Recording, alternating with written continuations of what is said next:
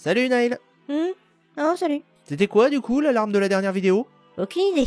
Le temps que j'arrive, le problème avait déjà disparu. Peut-être un bug. Ah, laisse-moi deviner. Tu te demandes encore comment un virus informatique peut venir de ce monde? Non, je me demandais ce que t'avais pu promettre à Baron samedi pour qu'il accepte de te guider ici sans broncher. T'as pas envie de savoir. Oh là non, tu vas pas me faire ce coup-là, j'ai encore plus envie de savoir maintenant.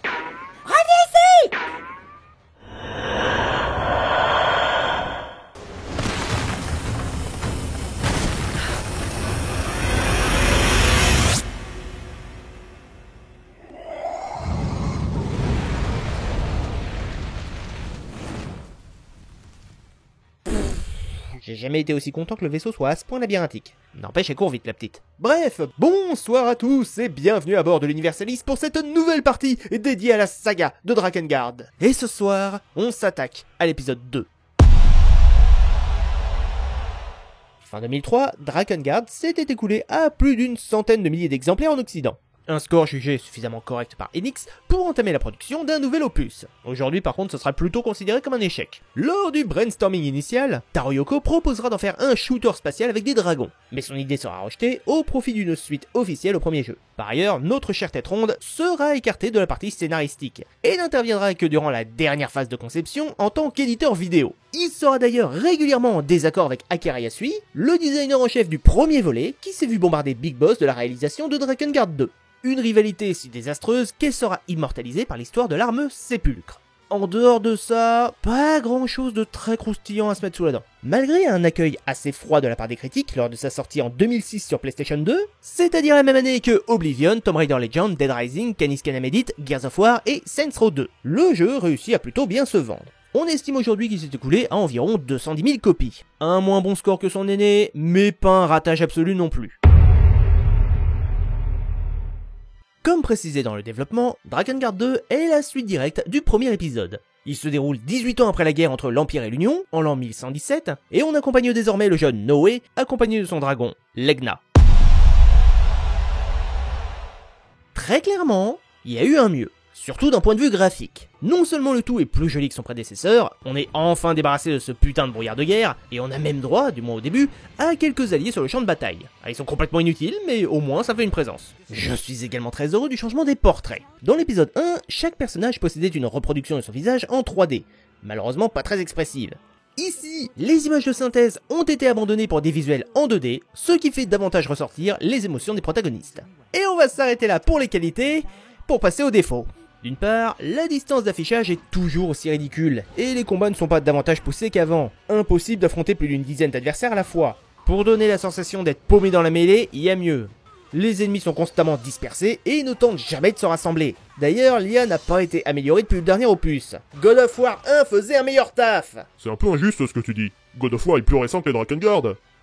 Drakengard 2 est sorti 3 mois après God of War 1. Oh. Et on va s'arrêter sur le point qui m'a vraiment fait me poser des questions sur le budget alloué aux cinématiques.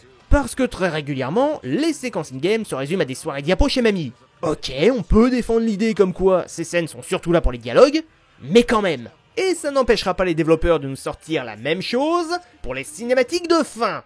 Vous savez, les gros films entièrement en CGI pour vous récompenser d'avoir fini le jeu?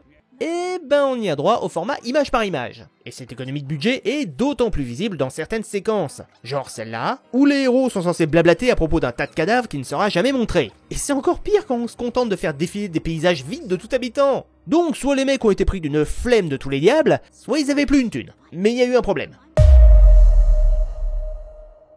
Comme pour le premier opus, le jeu est séparé en 3 catégories de niveaux: terrestre, aérien et Razmoth.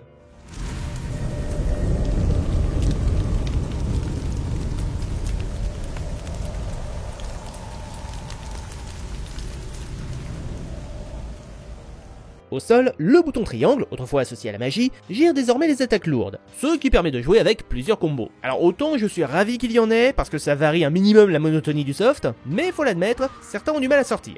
Je sais pas du tout pourquoi. Je pense même que le problème vient de ma manette, donc prenez cette info avec des pincettes. Vous pouvez encore parer une grande partie des attaques, en revanche, l'esquive ne sert toujours à rien, puisqu'à l'exception de certains ennemis bien particuliers, la plupart des mobs feront un demi-tour immédiat dans votre direction. Et pour parfaire le tout, comme pour le premier opus, y a pas de checkpoint!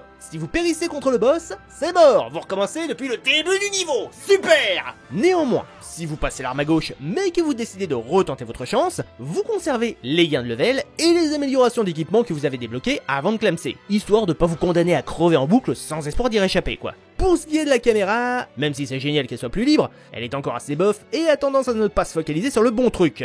D'ailleurs, s'il est possible de locker les boss pour vous faciliter grandement la tâche, entre parenthèses, je vous conseille de l'activer dans les options parce que c'est pas automatique. Pas moyen d'en faire de même contre de simples mobs, ce qui est d'autant plus dommageable lorsque vous affrontez des ennemis beaucoup trop agiles et qui bondissent dans tous les sens. Clairement, le mec qui a codé les chasseurs de primes, c'est un enculé de première. Ces saloperies multiplient les cabrioles et les esquives, ce qui les rend excessivement durs à toucher, ils enchaînent les coups très vite, frappent très fort, et en plus, ils ont une grosse barre de vie. Merci bien! Contrairement à son grand frère, Drakengard 2 a pu se voir implémenter une mécanique de saut, ainsi que quelques séquences de plateforme. Bon, elles sont pas mauvaises, même si on aurait pu avoir beaucoup mieux. Au moins, elles ont le mérite d'apporter un peu de diversité. On bénéficie également de plusieurs minimaps entre lesquels on peut switcher, ce qui rend le jeu plus lisible. Tout comme dans l'épisode précédent, vous avez aussi une roue d'inventaire, mais dont l'objectif n'est plus foncièrement le même, puisqu'en plus de l'équipement, il gère également les items. Mais ça on y reviendra plus tard. Déjà, vous ne changez plus d'arme à proprement parler. Chaque type de lame est relié à un compagnon. Dans le premier opus, un compagnon pouvait être invoqué un certain nombre de fois pour un temps limité et encaisser les dégâts à votre place. Ce n'est plus le cas ici. Désormais, vous switchez littéralement de perso. Ce qui est relativement intéressant dans le sens où chacun possède des avantages et des faiblesses. Par exemple, Noé est très doué contre les soldats, mais fait plus la gueule devant les mages, tandis que Eris bénéficie d'un atout sur les morts-vivants. Sur le principe, l'idée est loin d'être conne, mais je suis pas convaincu du résultat. Le changement casse vraiment le rythme, surtout pendant les phases de boss, et la différence de dégâts infligés n'est pas particulièrement remarquable. Et vu que comme d'hab on reste presque tout seul sur le champ de bataille... Et t'aurais proposé quoi à la place? Un système à la Demon's Stone. Un jeu PS2 sorti en 2004, soit un an avant Drakengard 2, et qui avait pour avantage de nous faire switcher à loisir entre les trois protagonistes. Les deux alliés étant constamment gérés par l'IA, et donc permettant de passer de l'un à l'autre sans temps mort. Pire encore, bien que chaque personnage possède sa propre jauge de santé, et que Noé soit bien à l'abri, sitôt qu'un de vos compagnons mord la poussière, c'est game over. D'ailleurs, élément visuel qui m'a dérangé, c'est la barre de vie, qui reste toujours la même quel que soit le héros à l'écran. Vous auriez pu les styliser un minimum, histoire qu'on fasse bien la différence entre chaque perso. Mais bon, de la part d'un studio qui met des séquences de diapos en guise de cinématique, fallait pas espérer grand chose. Et tu parlais des items tout à l'heure. Ah oui, c'est vrai. Contrairement à Ken, qui devait récupérer sur le champ de bataille de quoi se requinquer, vous aurez accès à des éléments que vous pouvez transporter, que ce soit pour regagner de la santé ou de la magie. Par ailleurs, entre deux missions, vous pouvez rallier une armurerie pour réapprovisionner votre stock. C'est plus appréciable, vu que les ennemis sont tout autant résistants et offensifs qu'avant, bien que moins aptes à briser vos combos. D'autant que lorsque vous lancez un niveau, le jeu vous préviendra si votre inventaire n'est pas entièrement rempli. Raison pour laquelle vous récoltez des écus.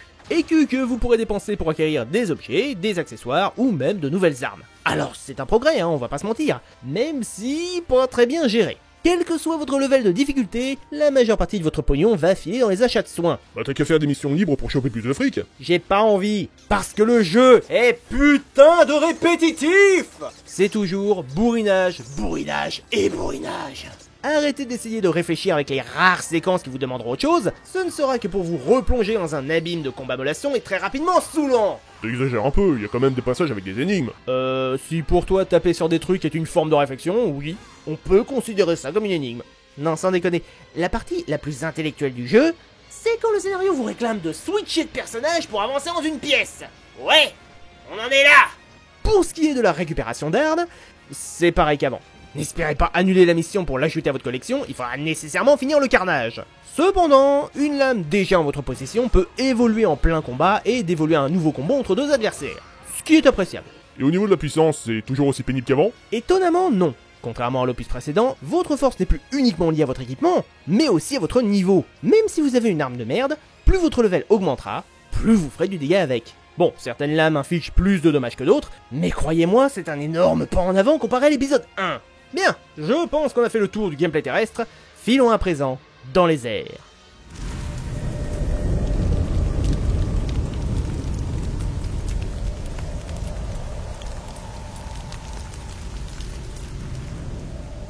Il faut l'avouer, comparé à la version du premier jeu, il n'y a pas beaucoup de nouveautés intéressantes. Si ce n'est le dash en avant du dragon qui est clairement de meilleure facture. En revanche, il faut subir un changement de stratégie pour les overdrives du dragon. En gros, si vous touchez un ennemi avec un tir simple, non verrouillé donc, vous débloquez un orbe de pouvoir, qui, une fois collecté, vous permet de lancer une super offensive. Moins pratique que dans Drakengard 1. Et vu à quel point vous êtes constamment spammé d'attaques à tête chercheuse, et qu'en fin de compte les méga salves draconiques sont loin d'être aussi efficaces que dans le premier épisode, je vous cache pas que la nouveauté est assez bof.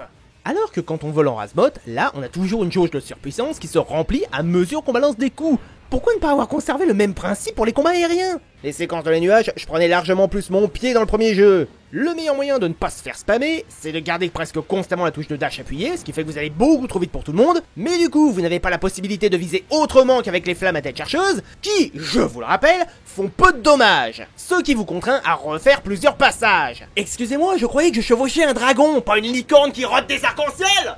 Les missions de vol de Drakengard 1 étaient certes répétitives, mais au moins elles étaient fun. Ici, je passe tellement de temps à fuir et à me faire pilonner le cul que j'ai l'impression de jouer à cache-cache gangbang. Et le plus frustrant, ça reste l'affrontement final. En gros, c'est censé être le combat le plus épique et surpuissant du soft.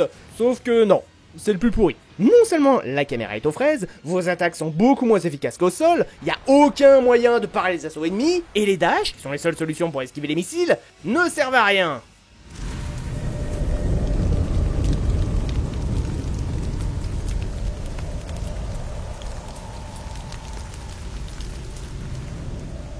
Retour sur Terre. Puisque comme Kame, Noé peut invoquer son dragon à la rescousse presque à n'importe quel moment. En toute honnêteté, l'absence d'armure rouge est plus qu'appréciable. Il y a bien des ennemis résistants aux flammes, mais au moins eux ils te renvoient pas tes attaques dans la gueule. Le système est même un peu amélioré par rapport au dernier épisode. Puisqu'on a la possibilité de viser correctement, on peut utiliser les tirs à tête chercheuse, et on peut mettre son reptile en vol stationnaire pour mieux cibler. Tout ce qui manquait dans le 1 quoi. On possède en outre plusieurs types de super offensives qui peuvent être choisis en fonction de la quantité de magie que vous souhaitez sacrifier. Néanmoins, vous vous en rendez compte à mesure que vous progressez dans l'intrigue, votre lézard a beau évoluer, il n'est pas si efficace que ça. À plusieurs reprises, j'ai eu la sensation qu'il n'était même plus foutu de one-shot de simple mob. Ah non mais ma vanne sur le dragon qui rote des arcs-en-ciel, c'était pas juste une vanne, hein, c'est vraiment mon ressenti. Et maintenant qu'on a grosso modo parlé de tout, on va finir avec les fins.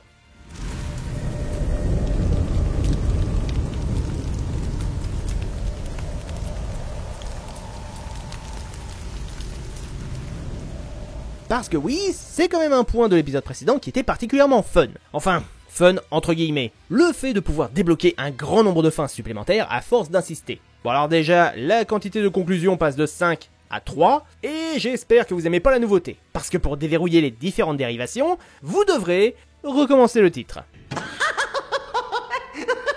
Non, je déconne pas, c'est littéralement, vous repartez du début. Contrairement à l'épisode 1 qui réclamait de parcourir des chapitres inédits, ou de récupérer toutes les armes cachées du jeu, ce qui était parfois abusé, souvent abusé même, mais au moins c'était compréhensible. Là c'est juste, tu refais 3 fois exactement le même jeu. Alors, selon le Grimoire Cendre, il peut y avoir quelques scènes originales dans la continuité, mais j'ai eu la flemme de relancer le soft 2 fois supplémentaires pour si peu. Merci, mais j'ai un peu autre chose à foutre de mon temps. Du coup, j'ai juste récupéré les chapitres alternatifs sur YouTube.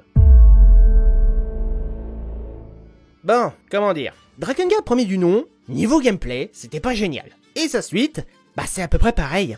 Ok, il y a eu quelques améliorations graphiques, quelques nouveautés par-ci par-là, mais on reste globalement sur une ressucée du premier jeu, et pas une ressucée de qualité premium. Vu que certains éléments très bien pensés de l'opus précédent ont été remaniés de façon à les rendre moins fun. Du coup, à part donner une note et passer à la deuxième partie de l'analyse, y a pas grand chose de plus à dire. Le titre mérite 11 sur 20. Il est pas mauvais, mais comparé à son ancêtre, on peut difficilement déterminer s'il s'est amélioré ou s'il a empiré. Je lui mets cependant une note inférieure, parce qu'il y a des points qui à mes yeux font vraiment foutage de gueule. Surtout quand tu as eu un précédent qui se faisait fusiller pour exactement le même défaut. Bien, je pense avoir dit tout ce que j'avais à dire sur le gameplay de Drakengard 2. Et il est maintenant temps de passer à l'analyse de l'univers et du scénario. Comme d'habitude, si vous ne voulez pas vous faire spoiler, je vous invite à faire l'impasse et je vous donne rendez-vous pour le prochain épisode qui sera dédié à un autre titre. Drakengard 3 Nope. Quoi y a pas d'autre épisode de Drakengard pourtant. En effet. Quel épisode tu vas analyser alors? T'inquiète, les fans de la licence savent pertinemment de quel jeu je vais parler. Mais pour les néophytes,